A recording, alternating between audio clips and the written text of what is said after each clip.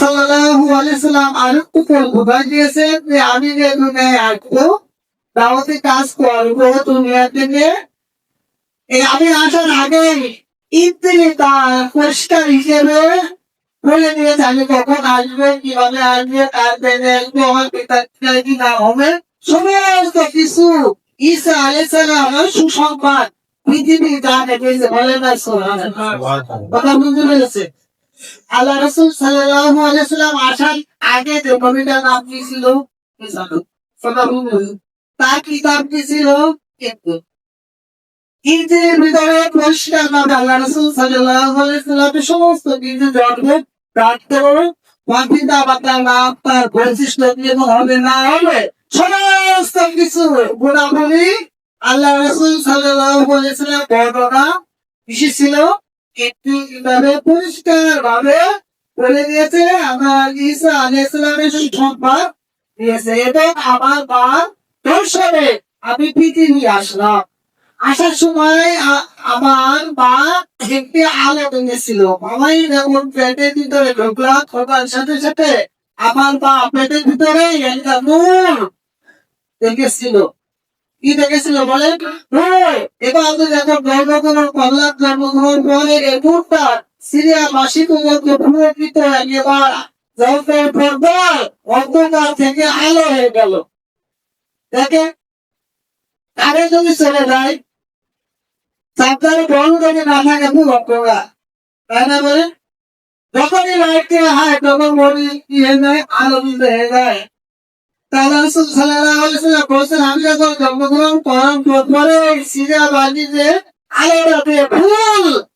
আশপাশে কলকাতাবাড়ি আশপাশে যা ছিল সিরিয়া প্রদত্ত ফুল একেবারে নূর যদি সন্ধ্যায় রাতকে রাত হয়নি তখন কি দেবো আমি হিন্দিতে বলে তার একটা সুবহানাল্লাহ। তাহলে রাসূল সাল্লাল্লাহু আলাইহি ওয়াসাল্লাম যখন জন্মগ্রহণ করলেন জন্মগ্রহণ করার পর আল্লাহ রাসূল সাল্লাল্লাহু আলাইহি ওয়াসাল্লাম তাকে জন্মের আগেই পিতা হারা 6 বছর বয়সে মা হারা তাই প্রথম লালন পালন করতে গেলেন তার হাতে নিলেন কি দিলেন ওটা খেয়াল করবে কে দিলেন তাতা আব্দুল মুত্তালিব। আব্দুল মুত্তালিব যখন 5,000 তাম্র প্রস্তুত করেছিল তারা চিন্তা ভাবনা করলেন আমি তো বেশি দিন বাঁচবো না বয়স হয়ে গেলি তাইতে তো বয়স হয়ে গেলে সেও কিছু অনুভব করো দেখি দুনিয়ায় আমার এক পা মঙ্গলে আরেক পা দুটো পা মানুষের সে কি বলছে দেখে বলে দুনিয়ায় এক পা আপনার আরেক পাশে রেখে যাত্রা দেবে যখন তবে ফলে যেতে পারে তখন তার দাদা চিন্তা ভাবনা করলেন আমার ছেলেতে অনেক বিষয়টা তাহলে এই যে আমার পুদা ছেলে আমি ইসলাম হাতে দিতে পারি তখন না চাইলাম নাই বলে গেছে লালন আবার ছেলে আবু তালেব ছাড়া আর বড় সন্তানের ভবিষ্যৎ আছে তার টাকা তখন আবু তালেবের হাতে হ্যাঁ আপনারা বেশি করে দিলে জাদুতে বেশি থাকবা এ মোহাম্মদের আগে চলে রাখবা কিভাবে বলে ছায়া তলে রাখবে তা আবু তালেব কথা খেয়াল করবে বেটা আল্লাহ রাসূল সাল্লাল্লাহু আলাইহি ওয়াসাল্লামের চাচা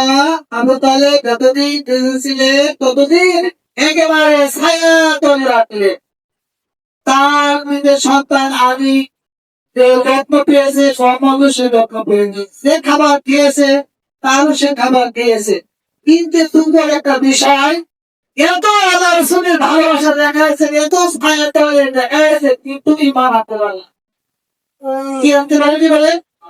ঈমান আনতে পারেনি তাকে আল্লাহ রাসূল সাল্লাল্লাহু আলাইহি ওয়াসাল্লামের নামদান ঘটনা দেখছেন যে আমার ছায়া তলে নিয়ে দিয়েছে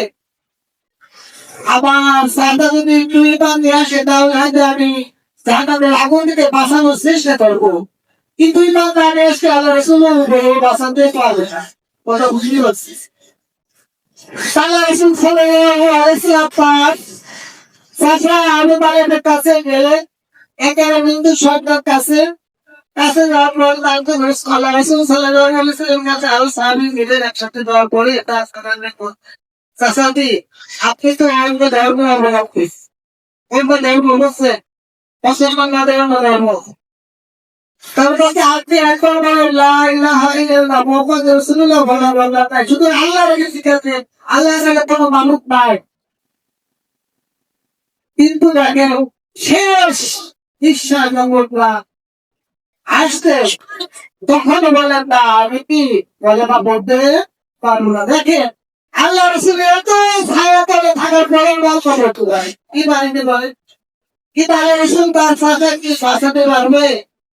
বাঁচাতে পারবে না। ভালোবাসা দেখা গেছে উন্নতি করেছে কিন্তু ইমান নিয়ে আসেনি। ইমান নিয়ে আসার কারণে এসে আল্লাহ রসুল তার চাষায় জাহান্নামের আগুন থেকে বাঁচাতে পারবে না। একটু সুপারিশ করে তার চাচাকে সবচেয়ে কম শাস্তিটা দিতে পারে কিন্তু জাহান্নামে তার ভাঙা লাগবে শাস্তি নেওয়া লাগবে কিন্তু জাহান্নামের সর্বনিম্ন শাস্তি তার চাচাকে নেওয়া করবো আল্লাহ রসুল সাল্লাল্লাহু আলাইহি ওয়াসাল্লাম অনুরোধ করবে এবং আল্লাহ সেটা গ্রহণ করে নেবে। সে শাস্তি দেবে এই যে আগুনে দুটা জুগা ছড়াই দেবে